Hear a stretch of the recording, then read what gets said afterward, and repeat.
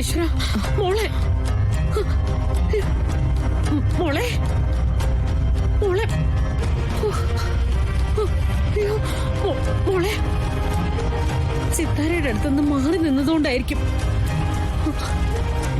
മോളെ.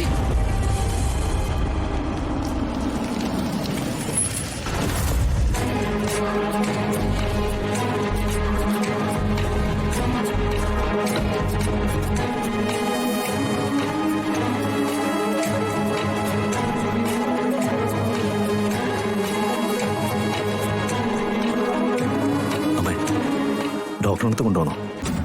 സാരമില്ല, മനസ്സൊന്ന് ശാന്തമാവട്ടെ, പേടിക്കണ്ട. മോളെ മോളെ മോളെ ഒന്ന് കണ്ണു തുറക്ക്. അയ്യോ മോളെ മോളെ മോളെ, എന്താ എന്താ പറ്റിയേ? മോളെ മോളെ മോളെ എന്താ പറ്റിയേ? എന്താ മോളെ, നിങ്ങളെന്തൊന്നും പറയാത്തെ? എന്താ പറ്റിയെന്ന്? കുറെ നേരമായിട്ട് മമ്മിയുടെ കാര്യവും പറഞ്ഞ് കരച്ചിലായിരുന്നു. ഇപ്പൊ ഒന്ന് തല കറങ്ങി. അയ്യോ മോളെ മോളെ, ഗാഥ മോളെ മോളെ ഗാഥ, എന്താ എന്താ പറ്റിയേ?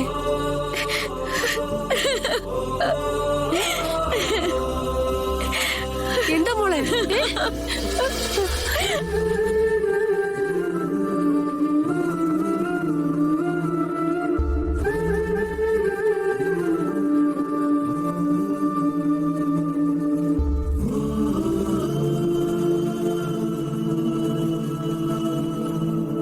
സാരില്ല, കരയല്ലേ മോളെ, കരയല്ലേ. എന്താ ഇത്? കരയാതെ മോളെ, കരയാതെ.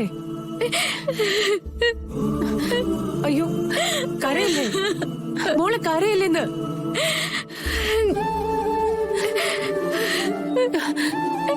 സിത്താരയ്ക്കും അവിടെ സമാധാനം ഇല്ലായിരുന്നു അല്ലേ? അതുകൊണ്ടല്ലേ മോളിവിടെ മമ്മിയെ കുറിച്ച് ചിന്തിച്ചപ്പോ ഓടി വന്നത്.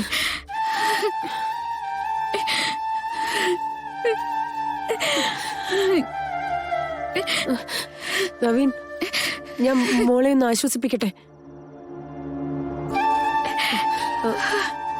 വേറെ ഏതെങ്കിലും ഒരു റൂമില് മോളെ വാ.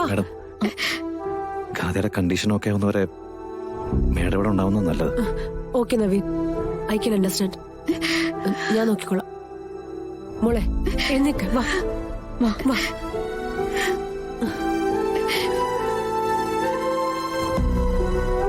അതെ, കളരിക്കൽ കുടുംബത്തിലെ ആണുങ്ങളുടെ ആദ്യ രാത്രി അത്രയ്ക്ക് എളുപ്പമല്ല.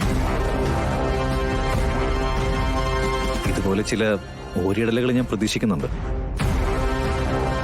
അതുകൊണ്ട് തൽക്കാലം ഞാനിത് കാര്യമാക്കുന്നില്ല. നീ പോയി കിടന്നുറങ്ങ.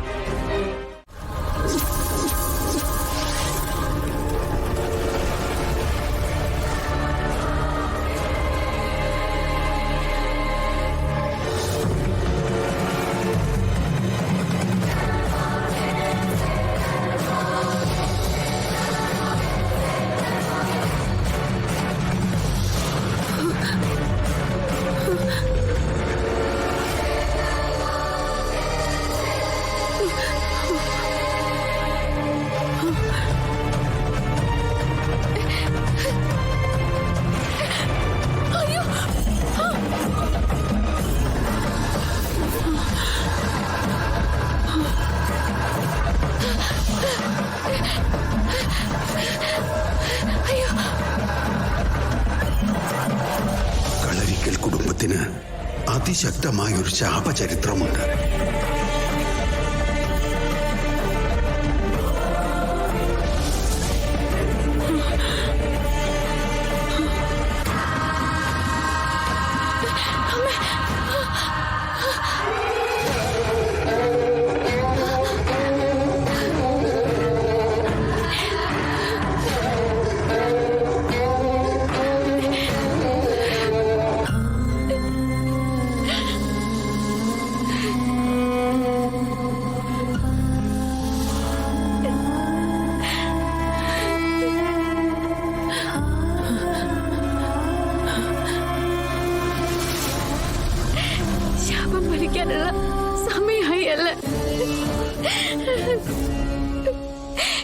ഈ ദുരിത ജീവിതത്തിൽ നിന്നും എന്നെ മോചിപ്പിക്കാനല്ലേ നീ വന്നത്?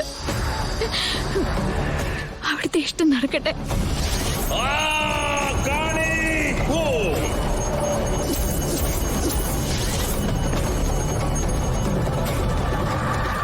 എല്ലാ ലക്ഷണങ്ങളും സംയോജിച്ചു കഴിഞ്ഞു. ഇതാണ് ആ ദിവ്യമുഹൂർത്തം. നാഗദംശനമേറ്റ് അവൾ പിടഞ്ഞു വീഴാറായിരിക്കുന്നു. സ്വാമിജി, നീലിച്ച നിറത്തിൽ അവൾ കിടക്കുന്ന കാഴ്ച എനിക്കൊന്ന് കാണണം. നിങ്ങളുടെ പൂജ നടക്കട്ടെ.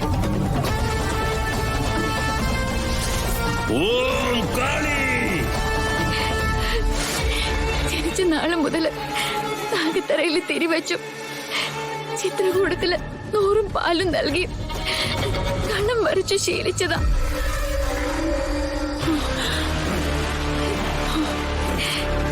ശാപമേറ്റവളാണെങ്കില്, പാപം നിറഞ്ഞതാണ് ഈ ജന്മമെങ്കില്